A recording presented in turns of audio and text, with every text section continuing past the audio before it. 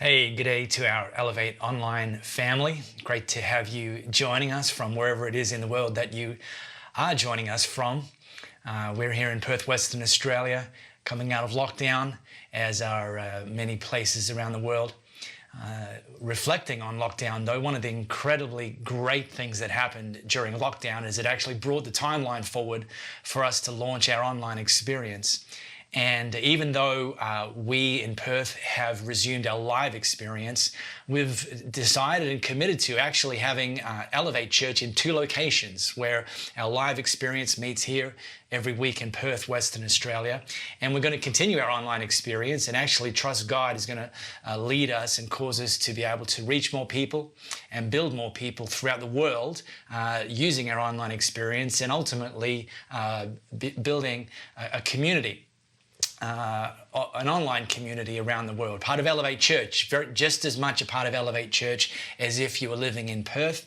Obviously, some things will look and feel a bit different, but because of technology, we can do that. We can connect with you, we can invest into you, and we can actually build a level of relationship. So we're really excited about that here, and looking forward to that journey with you. And by the way, if you're also thinking of some people you know in your sphere, wherever they are in the world, I encourage you to share this with them and invite them to come on this journey with us. That'd be fantastic. Today we're continuing our series, How Not to Be Your Own Worst Enemy.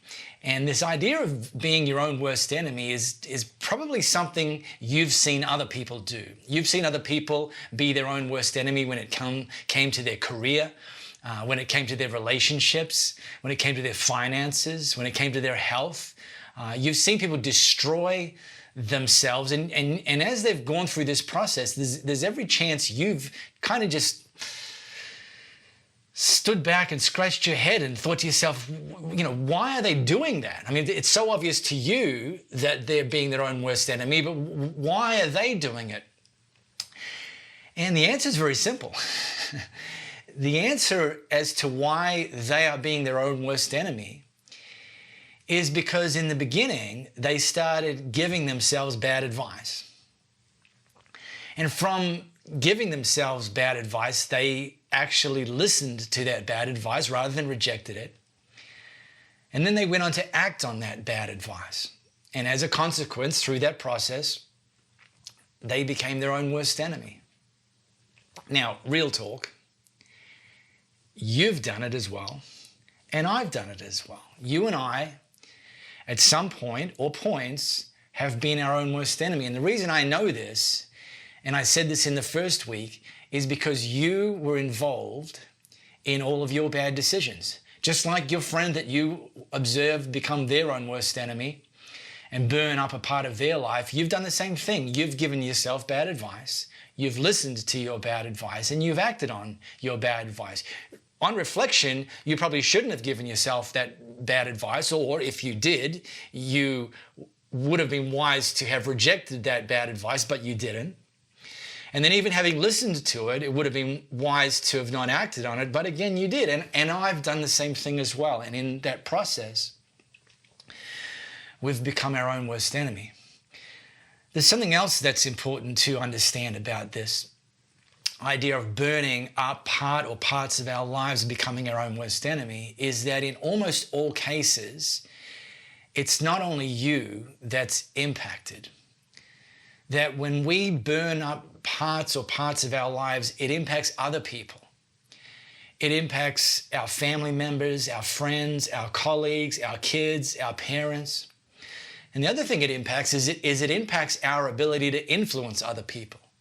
If you're the person whose trajectory of their life looks like they're consistently, time after another, being their own worst enemy, then you will ultimately see your influence erode, because who would want to follow you and follow your advice if you're known for giving bad advice to yourself?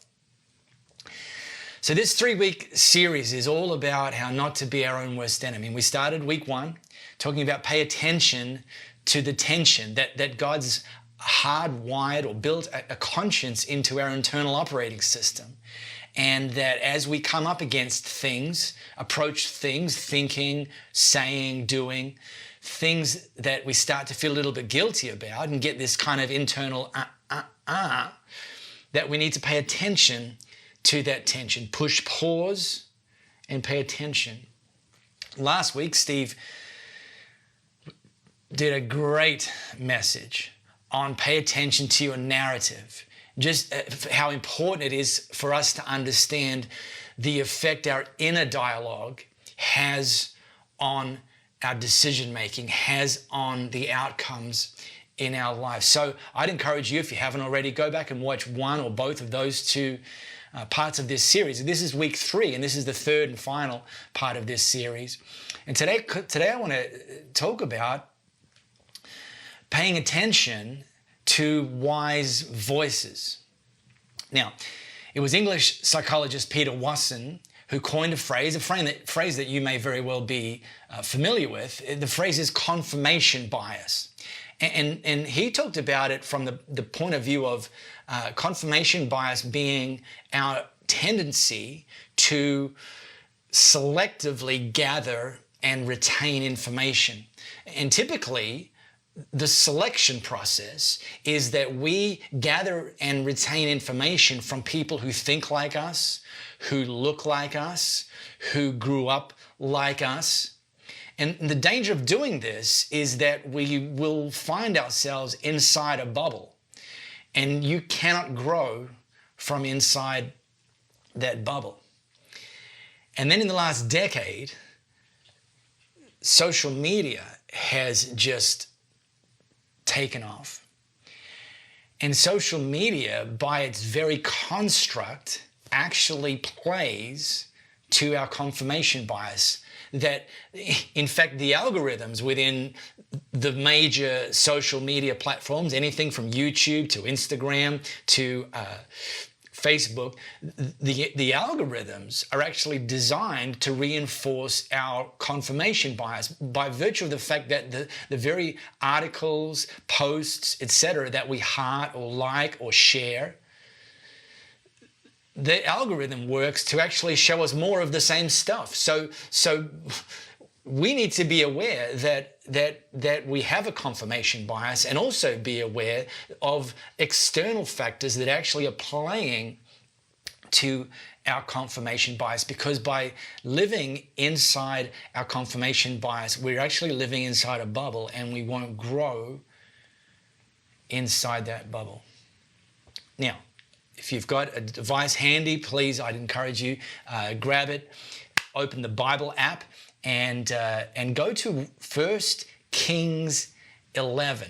1 Kings 11, I'm going to dive in from the Message. And I'm going to take you to a point in history which, as the name of this book suggests, is about the kings of Israel. And drop in a point in history which, just prior to this, Israel had, and still has, the third, but had 3 kings. That Saul was the first king, and I talked about him, and then his successor David, I talked about him in the first week of this series, so go back and watch that.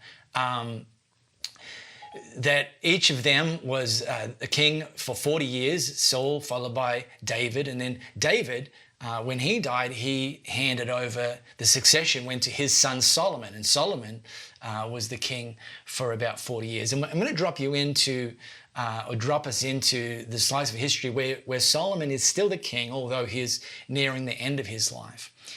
And by this stage, because they'd had 3 kings, the succession plan was kind of set in place, where the firstborn son would become the next king upon the death of the current king. And that's something that still happens in various monarchies around the world today.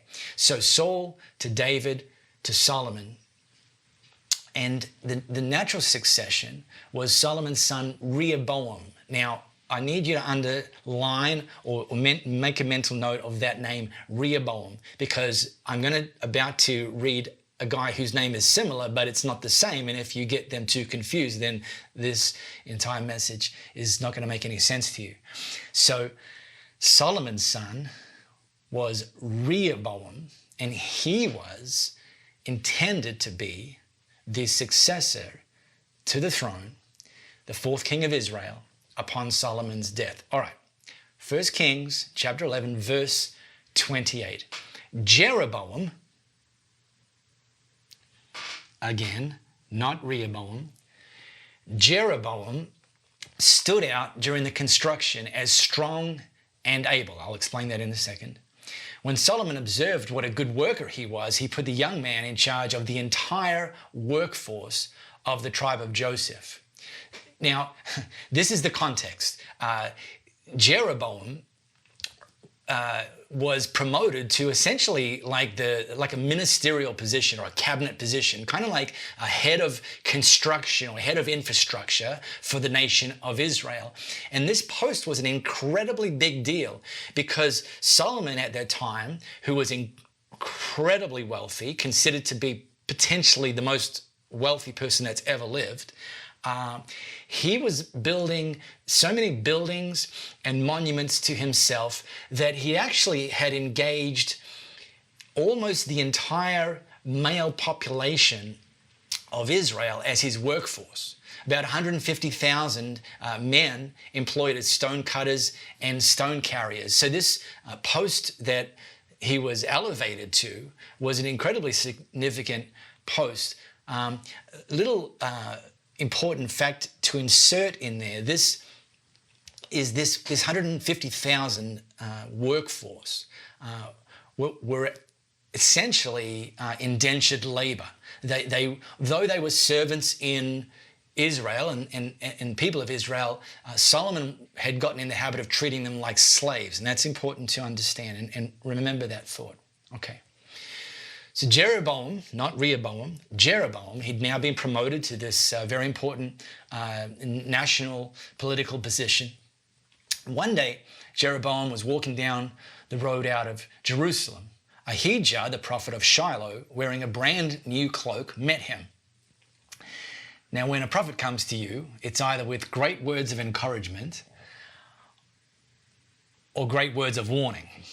Let's see which one this was. The two of them were alone on that remote stretch of road, and Ahijah took off the new cloak that he was wearing and ripped it into 12 pieces. Sometimes prophets do some crazy things just to get your attention. Then he said to Jeroboam, "Take 10 of these pieces for yourself. This is by order of the God of Israel. See what I'm doing. I'm ripping the kingdom out of Solomon's hands and giving you, Jeroboam, not Rehoboam, the 10 tribes." And so what was this all about? I mean, Solomon's the king of Israel, considered to have been one of the wisest people that had ever lived. And now this prophet appeared in front of Jeroboam, this newly elevated cabinet minister, and ripped his cloak into 12 pieces and told Jeroboam that God is going to give out of the 12 tribes of Israel, going to give 10 of them to Jeroboam, who was not the successor to the throne. And the reason for this, and the reason why God was angry, the reason why God was looking to actually change course and shift the succession plan, was that Solomon had started worshiping other gods other than the God of Israel. What had happened is to consolidate his power, to expand his power, to instigate peace treaties throughout the regions, Solomon had gotten in the habit of marrying the daughters of various other leaders and rulers in the known world, and in doing so, striking a peace treaty with them. And he married so many women that he couldn't even remember their names. He just assigned them numbers. And in doing so, in forging these treaties and aligning himself with this broader alliance around the region, he started agreeing to worship their gods as well. And he started building temples to their gods and becoming essentially a pagan in his own right, which the God of Israel wasn't happy with, because that's not what the God of Israel had asked of him.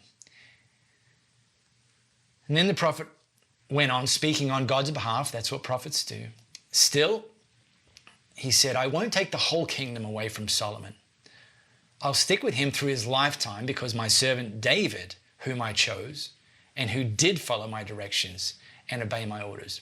But after that, I'll remove the kingdom from his son's control and give you 10 tribes. Now, if you'd had an encounter like this, you probably would have told someone, and so it's no surprise that Jeroboam started telling people, man, I was out walking outside of Jerusalem. This guy turns out to be a prophet, wearing a new cloak, comes up to me, rips it up, 12 pieces, gives me 10, tells me God's going to give me 10 tribes. And this story started getting out. I mean, it was an incredible story. It started getting out among the region, and eventually this story made its way to King Solomon. But by that stage, the message that got to King Solomon was that Jeroboam was setting himself up to be the next king of Israel, setting himself up to mount a coup to become the next king of Israel. So Solomon ordered the assassination of Jeroboam, but Jeroboam got away to Egypt and found asylum there with King Shishak.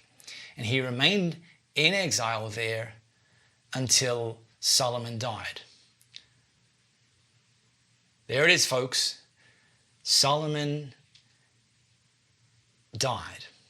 And upon his death, the natural succession, it was in place, was that Solomon's son Rehoboam would become the next king. So Rehoboam traveled to Shechem, where all Israel had gathered to inaugurate him as king. Jeroboam had been in Egypt in exile, away from Solomon's bounty that he'd put on his head, where he'd taken asylum from King Solomon. When he got the report of Solomon's death, he thought he was safe, and so he came back. And Rehoboam assembled Jeroboam and all the people, and they said to Rehoboam, your father made life hard for us, worked our fingers to the bone. Remember, treated them like slaves. So they requested of the new king, give us a break, lighten up on us, and we'll willingly serve you. I mean, what an offer.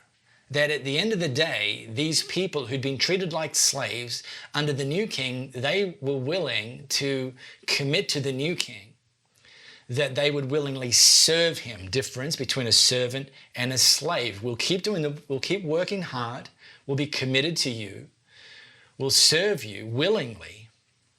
But they had one request. Can you just lighten up on us? And the new king, King Rehoboam, in that moment made two very wise decisions. And the first thing he said to them was, give me 3 days to think it over and then come back. You know, he didn't know what he was going to do. He didn't know what the wise thing for him to do was, and he didn't want to make a rash decision, and he's the new king, the new leader.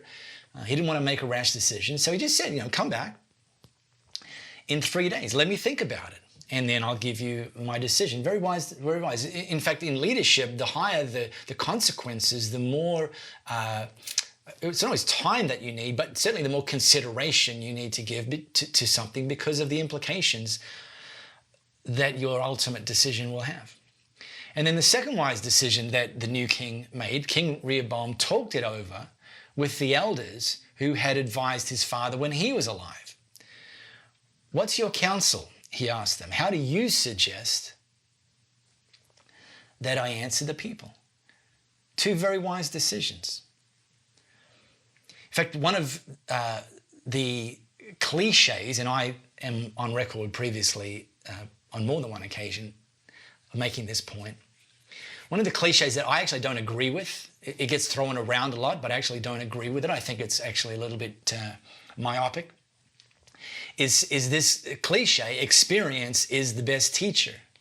And the reason I don't particularly like that is because I don't actually agree that experience is always the best teacher. Because, first of all, if experience was the best teacher, then once we've made a mistake once, we'd never repeat it again. And yet we, and people we know, have the habit of making the same mistakes again and again and again. And in fact, they're building up more and more experience but not seemingly learning something from those experiences. So the actual experience itself isn't the best teacher. Learning something from the experience is critical. The second reason I'm not such a fan of that cliche is it doesn't have to always be our experience that we learn from. We don't always have to pay for our own education. We don't always have to be the one whose lives get thrown against the rocks, who burn up aspects of our lives in order to learn something. That instead we can actually, if we're wise, we can actually go to other people who have gone before us, who have some wisdom that we don't, who see some things that we don't, who may be able to shine some light on our blind spots. That in that case, experience is a great teacher, but it doesn't have to be our experience. It can be other people's experience. And so these elders that had served Rehoboam's father, King Solomon, said, look, if you will be a servant to this people, be considerate of their needs, and respond with compassion, work things out with them, they'll end up doing anything for you. See, it's important to understand that these elders, they actually had two superpowers.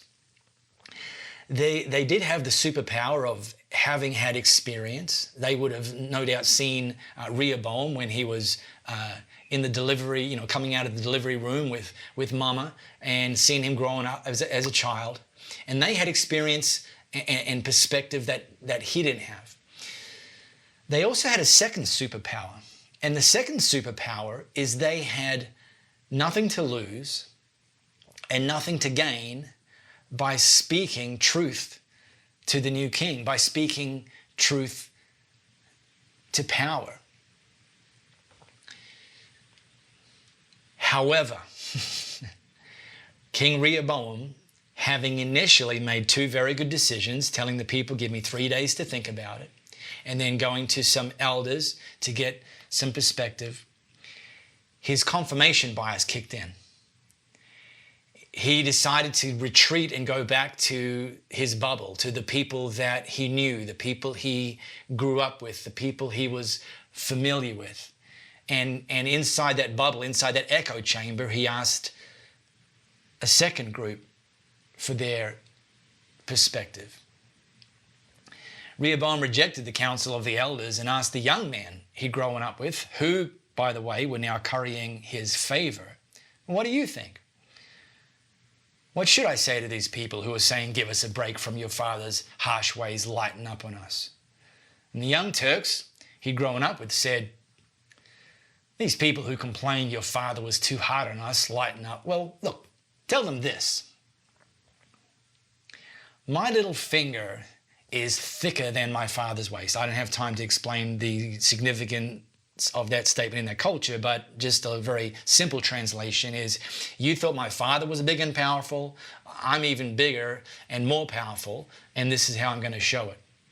If you think life under my father was hard, you haven't seen the half of it.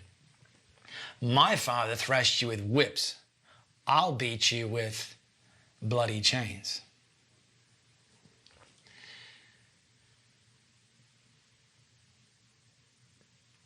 Too many people, when it comes to making a decision,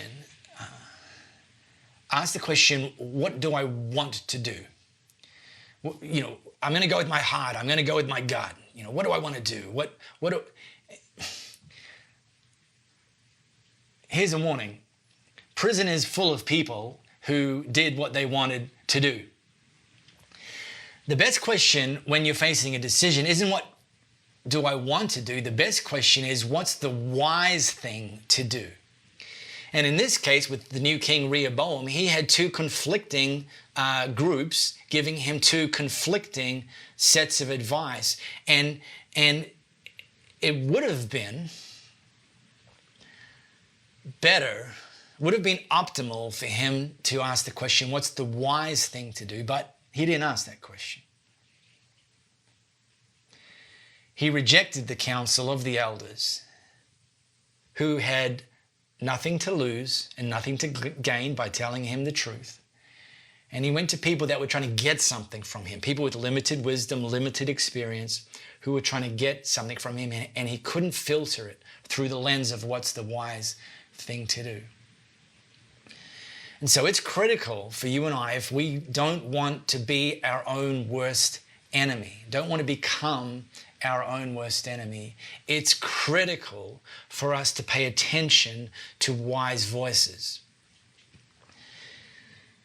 Though in order to do that, it requires a filter.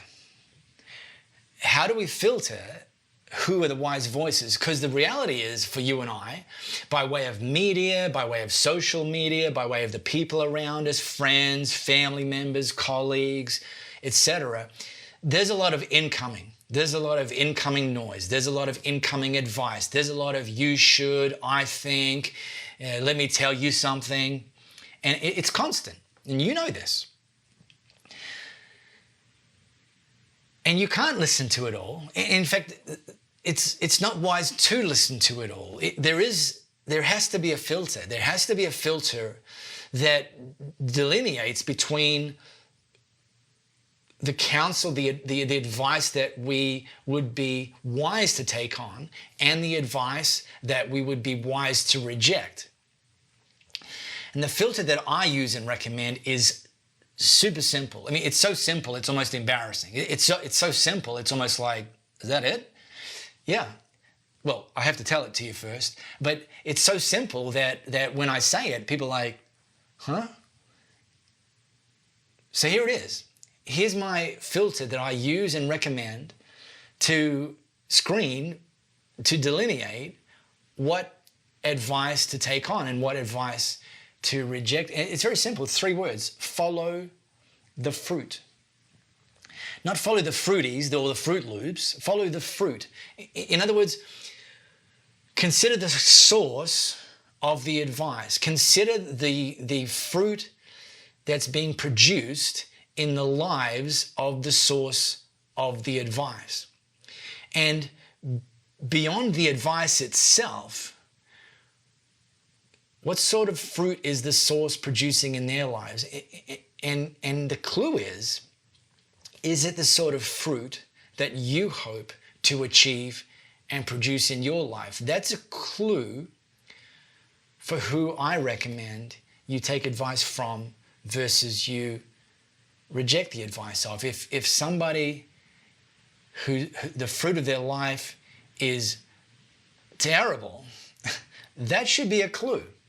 You know, if you want to have a great marriage, a strong marriage, a thriving marriage, then listen to people who have the fruit of great, strong, thriving marriages. If you want to have thriving health, if you want to have thriving finances, if you want to have thriving relationships, if you want to have a thriving business or career or academic pathway, then look for people and listen to the advice of people who are displaying the fruit of those things in their life.